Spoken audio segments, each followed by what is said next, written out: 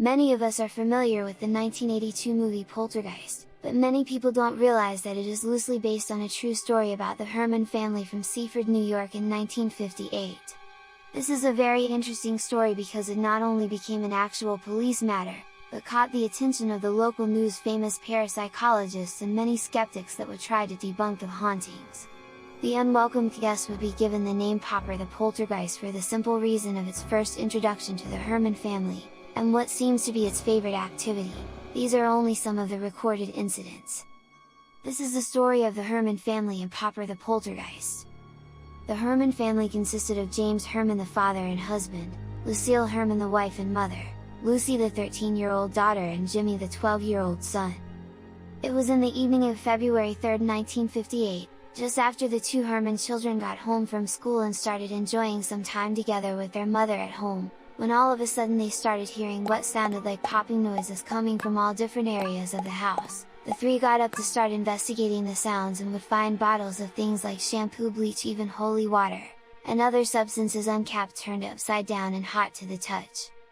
That night when James Herman returned home from work, his family was quick to inform him about the strange incident, but James was skeptical about the whole thing and was convinced it could all be explained scientifically. So he told his family to stay calm and to not tell anyone else about the matter. James was suspicious of the neighborhood boys possibly breaking in and playing a prank to terrify the family. Maybe even a chemical reaction was causing it to happen? With nothing further happening and no answers to his questions, he put the matter to rest. 5 days later, while the family was eating dinner together, the sound of popping began again, this time with James home to hear it for himself. His first thought was now his son possibly being responsible because Jimmy was a big fan of science, so he investigated the home while observing Jimmy, but his suspicions of Jimmy quickly began to fade as he noticed that not only were bottles still popping with Jimmy in his sights, but also that all the bottles were emptied, turned upside down and hot to the touch. Obviously he couldn't have scientifically added anything to the bottles to turn themselves perfectly upside down after they were done popping. Having no explanation for what was happening, James decided to call the police. The dispatch officer James Hughes arrived, skeptical of the whole thing, thinking it was just another nut job case, but with no time wasted the officer began to witness for himself the sounds of popping, and reported that the popped caps were fired in his direction from the bathroom. Officer James Hughes then realized that in fact the Herman family did need help, this giving more credit to the Herman family's paranormal claims. Eventually the Herman family's paranormal story had gone public, from making it into the newspapers, being televised all over, to even making it on the cover of Life magazine.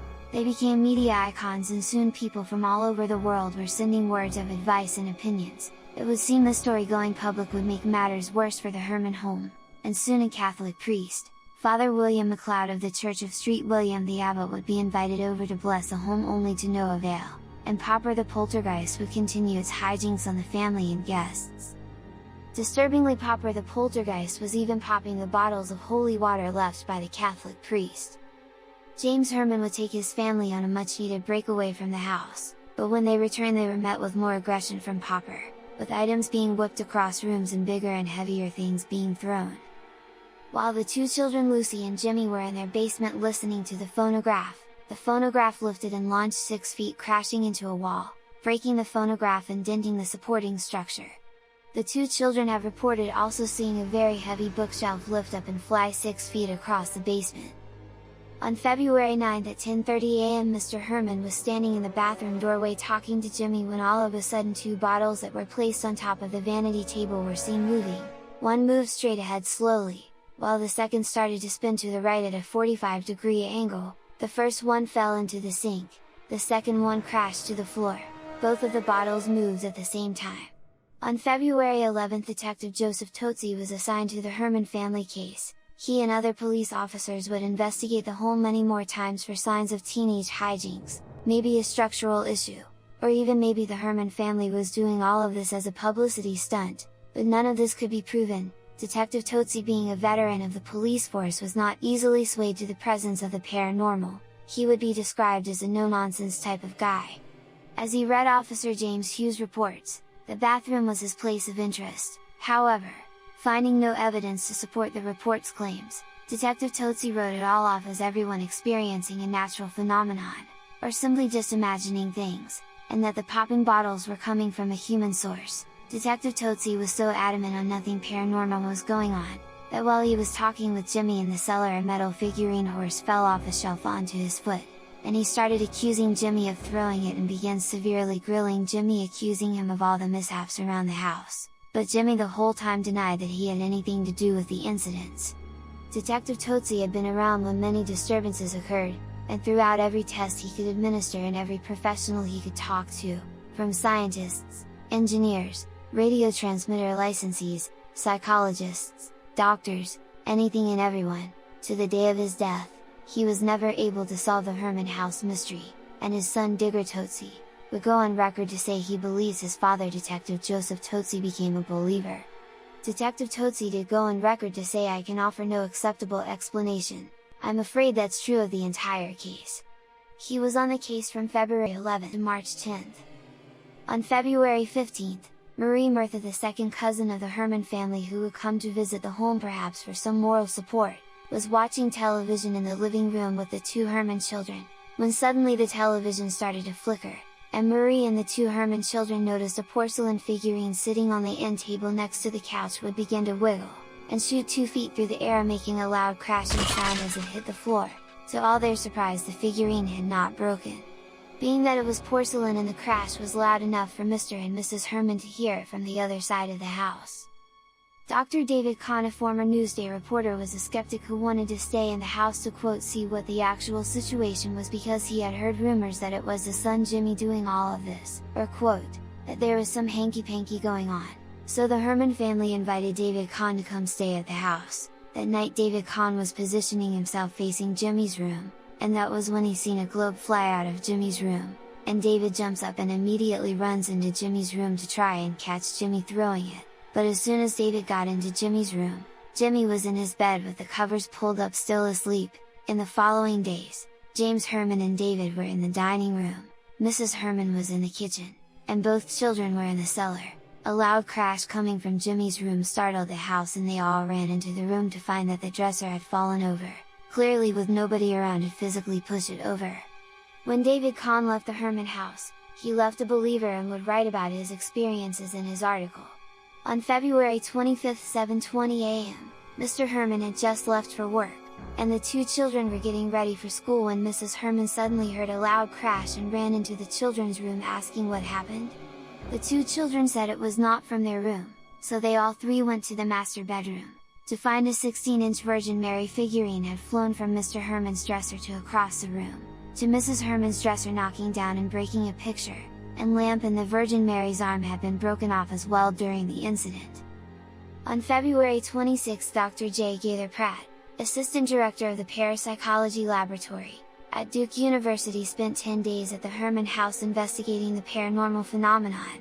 When he first arrived at the Herman house, they were escorted to the basement to meet Sergeant McConnell, Detective Totsi's superior, who was there in place of Detective Totsi since Totsi was out of the office. Sergeant McConnell was casually investigating the wreckage of a small record player that had recently broke from flying off of a shelf 20 feet away from the opposite side of the basement.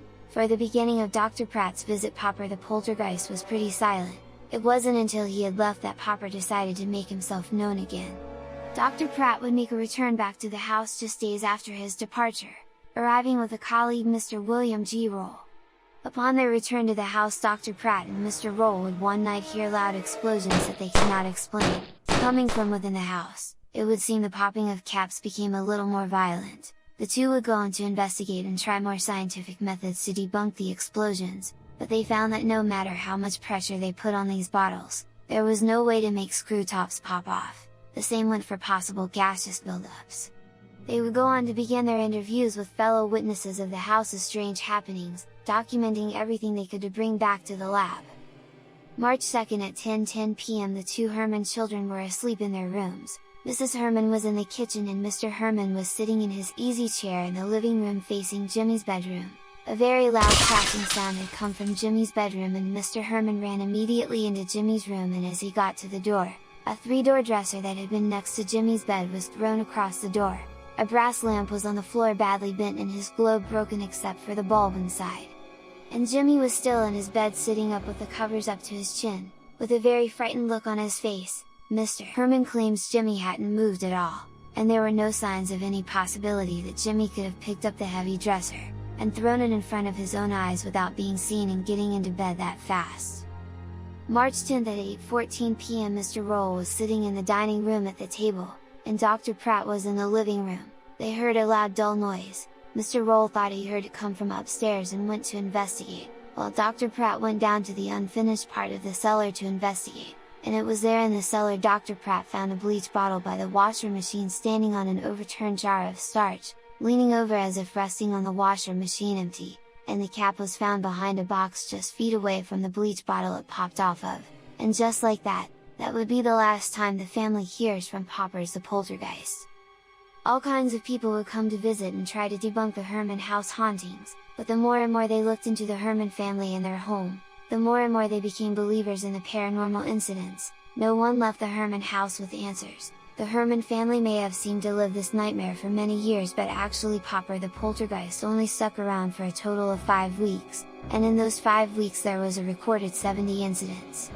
J.B. Ryan would conclude with a theory that the presence of hormonal teenagers created some kind of poltergeist activity or telekinetic events. And it is also believed that all throughout Long Island are mounds of Native American burial grounds, and that it is the cause for the high activity of the paranormal events all throughout the island. Oh! And an interesting thing to note is that, the Herman house is only about 5 miles from the famously infamous Amityville horror house. I hope you enjoyed this video, thank you for watching, bye!